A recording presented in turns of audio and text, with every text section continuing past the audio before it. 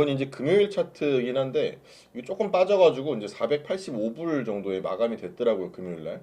근데 어쨌든 거의 한 500달러 이 정도에 지금 근접해 있는 그런 상태입니다. 많이 올랐죠, 그죠? 뭐 올해만 하더라도 어디요? 100 얼마부터 올랐으니까 한 4배? 이 정도는 충분히 올랐다고 볼 수가 있겠습니다. 많이 올랐는데 그럼에도 불구하고 지금 뭐 500불이 아니라 나오는 얘기가 1100달러에 달할 것이다 라는 전망도 나오고 있다고 합니다. 그래서 뭐 시총이 얼마가 됐고 하는데 거기서 이제 결국 전 세계 구글 클라우드 고객들이 둘이 이제 그 엔비디아하고 구글하고 이제 손을 잡았잖아요.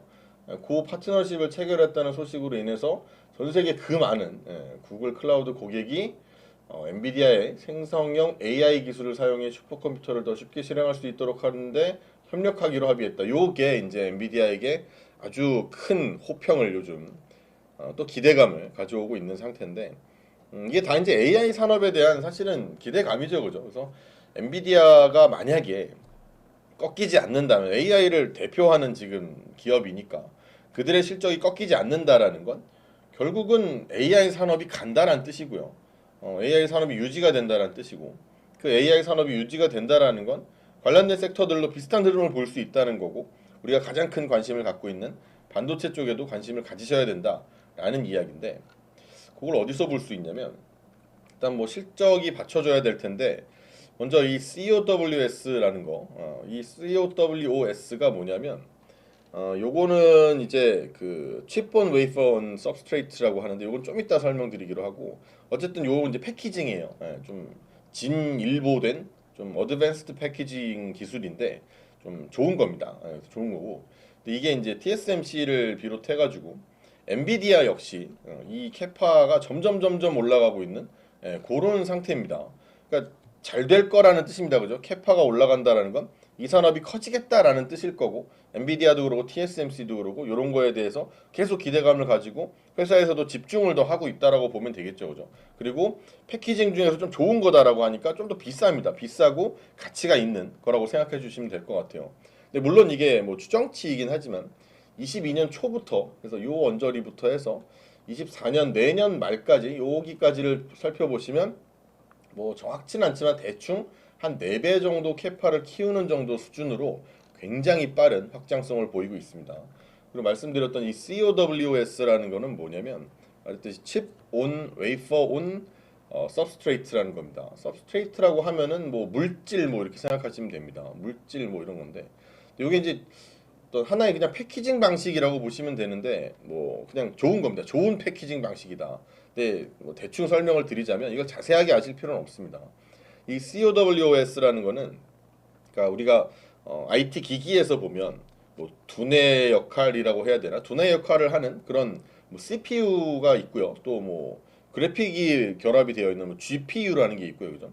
요걸 이제 기판 중앙에다가 놓고서 그리고서 이 HBM이라 요즘 이제 뭐 SK 하이닉스가 있니 뭐 삼성이 하니 뭐 이래가지고 요 HBM이라고 하는 거를 요 양쪽에다가 이렇게 배치를 시키는 거를 이 기술을 이제 새로운 진일보된 패키징 기술입니다. 이게 그 중에서 이제 COWS라고 이제 부르는 게 이렇게 하는 건데 이 HBM 같은 경우에는 뭐 아시다시피 이제 D램 칩을 요걸 이제 수직으로 이렇게 쌓아가지고 고성능 칩이라고 보시면 됩니다. 고성능 뭐 메모리 칩이라고 보시면 될 것 같고요.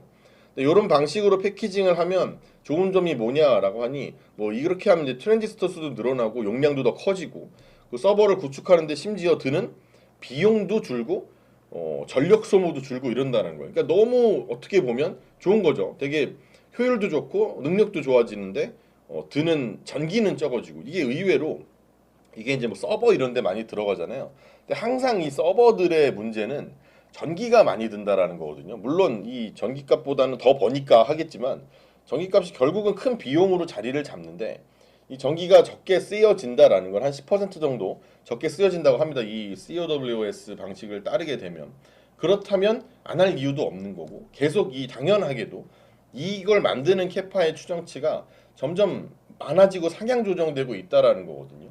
그래서 이제 엔비디아의 성장 가능성을 좀 살펴보면 올해는 이제 웨이퍼 기준으로 한 12만 8천 그리고 내년에는 26만 K가 천입니다 단위가 그래서 12만 8천, 내년은 26만이니까 올해 대비해서 그래도 뭐 2배보다는 넘는 그 정도의 확장성을 이룩할 것으로 예상을 하고 있고, 그리고 엔비디아의 이렇게 하면서 AI GPU 출하량이 올해 159만 개고 내년에 355만 개를 예상을 한다고 합니다. 이것도 2배가 넘습니다. 그죠? 2배가 넘는 큰 폭의 이 출하량 증가를 기록할 걸로 보고 있고, 그거 외에도 이제 그 엔비디아 제품 중에 이제 H100이라고 있는데 요게 이제 가격 추이가 조금 이제 논란이 있긴 합니다. 뭐 어떤 사람들은 뭐 좋을 거다, 누군 나쁠 거다 이렇게 얘기를 하는데, 그래도 내년까지는 견조하게 수요가 있을 것으로 예상을 하고 있고, 뭐 최근에 경쟁사의 AMD의 4분기에 또 신작을 출시한다라는 걸 고려하더라도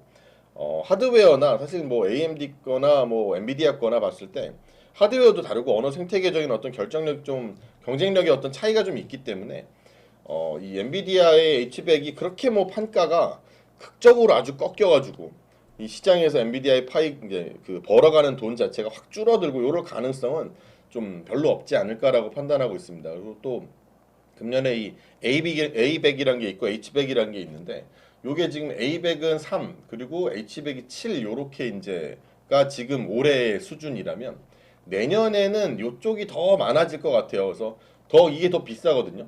비싼 쪽으로 점점점 출하량이 더 좀 비중이 늘어날 요럴 가능성이 있다고 합니다. 그러면 이제 돈을 뭐 더 많이 버는 그렇게 되겠죠, 그죠?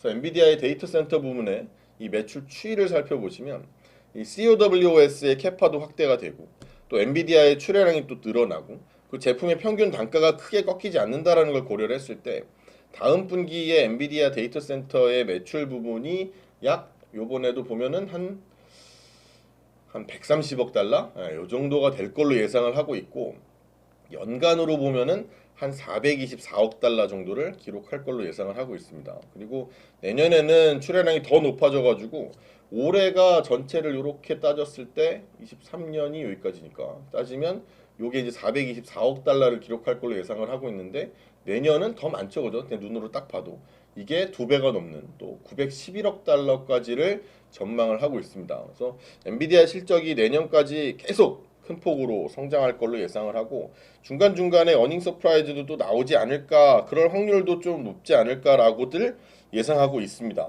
그러니까 이제 뭐 이런 또 어닝 서프라이즈가 나오게 되면 그리고 AI 산업에 대해서 좀 기대감이라는 게 더 고조시킬 수밖에 없겠죠. 야, 근데 너네 충분히 많이 잘 벌고 있고 더 잘 벌 거야라고 했는데 이만큼 잘 벌 거라고 생각했는데 요만큼 해가지고 야 갑자기 또 야, 실적이 서프라이즈 났대. 야 그러면 우리가 알고 있던 AI 세상이라는 게 돈이 생각보다 더 되는 그런 산업이나 구나라고 느낄 거고, 그 기대감이 커지면 AI 뭐 엔비디아뿐만이 아니라 저는 이제 주로 이제 한국 주식을 많이 말씀을 드리니까 엔비디아 물론 좋은 기업이지만 관련된 다른 AI 산업 관련된 종목들의 주가도 더 높아질 수 있다고 생각을 합니다. 그래서 충분히 기대를 해봐도 좋은 산업군이라고 생각하니까요. 반도체라고 저는 어쨌든 간 생각을 하고 그 반도체에 있어서 삼성전자니 하이닉스니 둘 다 어쨌든 아주 대장을 기록할 수 있는 기업이라고 봅니다. 그리고 중요한 건 여러분들한테는 그 뒤에 딸려 있는 삼성은 누구랑 일을 하고 SK는 누구랑 일을 하고 이런 것들이 더 중요하잖아요. 왜냐하면 사실 뭐 주가적으로만 따졌을 때는 그들의 변동성이 더 크고 만약에 수익률로 따진다면 그쪽이 더 좋겠죠, 그죠?